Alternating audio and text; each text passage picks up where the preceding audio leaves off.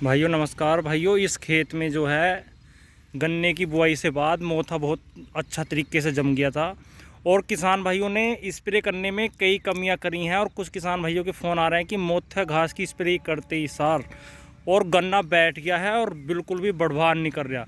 तो भाइयों कुछ दवाइयां ऐसी हैं उनसे गन्ने पर प्रभाव पड़ता है 100%। अगर गन्ना जम गया है तो भाइयों उन दवाइयों का स्प्रे नहीं करना चाहिए, वरना भाइयों फिर तो सबसे बढ़िया टेक्निकल जो है वो हेलोसल्फान मिथाइल है जो सैम्परा में आता है और उसी का भाई ने इस खेत में स्प्रे किया है। ये देखिए और बहुत ही बढ़िया रिजल्ट देखने को मिले। ये देखिए मोथा बिल्कुल भाइयों जड़ से सूख जाता है, 3 साल तक भी मोथा नहीं जमता। लेकिन एक चीज़ है भाइयों, अगर तुम इसकी जुताई खुदाई करोगे, अब जैसे ये सूख गया है, अगर देखो अब इसमें किसान भाई ने पानी चला दिया डायरेक्ट, ना इसमें नलाई करवाई ना जुताई करवाई और खाद देकर डायरेक्ट।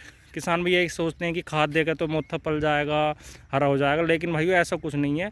अगर आपने सैम्परा का स्प्रे कर दिया है इसमें या कोई सी और कंपनी की दवाई लेके, जो सैम्परा में हेलोसल्फान मिथाइल आता है भाइयों, वो टेक्निकल लेकर अगर आपने भाइयों स्प्रे कर दिया है तो 100% मोथा बिल्कुल जड़ से गल जाएगा। और आपका शर्त यही है भाइयों, ध्यान यही रखना पड़ेगा कि नलाई खुदाई लगभग 20 दिन तक बिल्कुल ना हो।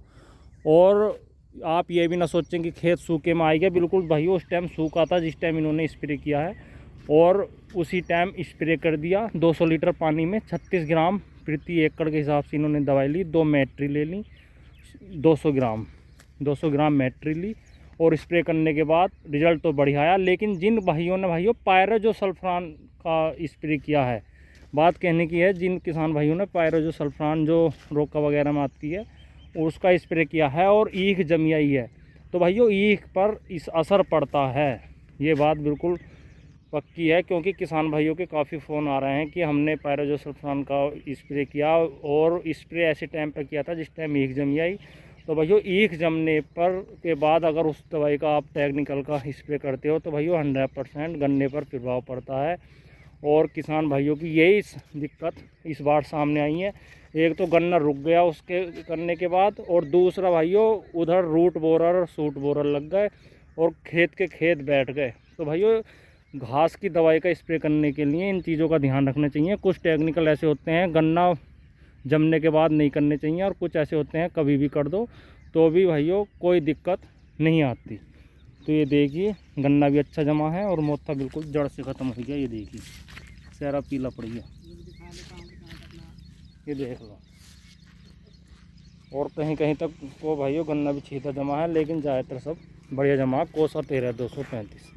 अगर आपने भाइयों पायरोजोसल्फान का स्प्रे किया है और आपका खेत बैठ सा गया है या कैसे रिजल्ट लगे मोथे में उसके, तो ज़रूर बताएं। और सैम्परा के कैसे लगे, जो हेलोसल्फान मिथाइल आता है उसके कैसे लगे। यहाँ तो भाइयों मैं जहाँ भी जा रहा हूँ किसान भाइयों के अच्छे रिजल्ट आ रहे हैं हेलोसल्फान मिथाइल के, बिल्कुल मोथा जड़ से ख़त्म हो जाता है। ये देखिए, लेकिन शर्त इसमें यही है लगभग स्प्रे करने के 20 दिन तक तो कोई नलाई खुदाई ना हो और पानी आप देते ना कोई दिक्कत नहीं है और खाद भी देते ना कोई दिक्कत नहीं है। मोथे पर उसका भाइयों खाद का कोई गुण नहीं लगता, आपके गन्ने को ही लगेगा, क्योंकि मोथा तो भाइयों बिल्कुल जैसे ही दवाई का स्प्रे होता है एकदम ही रुक जाता है। ये देखिए अब इन किसान भाई ने पहला पानी दिया है और स्प्रे करने के बाद और खाद भी साथ ही दे दिया। ये देखिए, तो भाइयों वीडियो में कमेंट करके बताएं आपको वीडियो कैसी लगी, जानकारी कैसी लगी। ठीक है भाइयों, धन्यवाद, नमस्कार।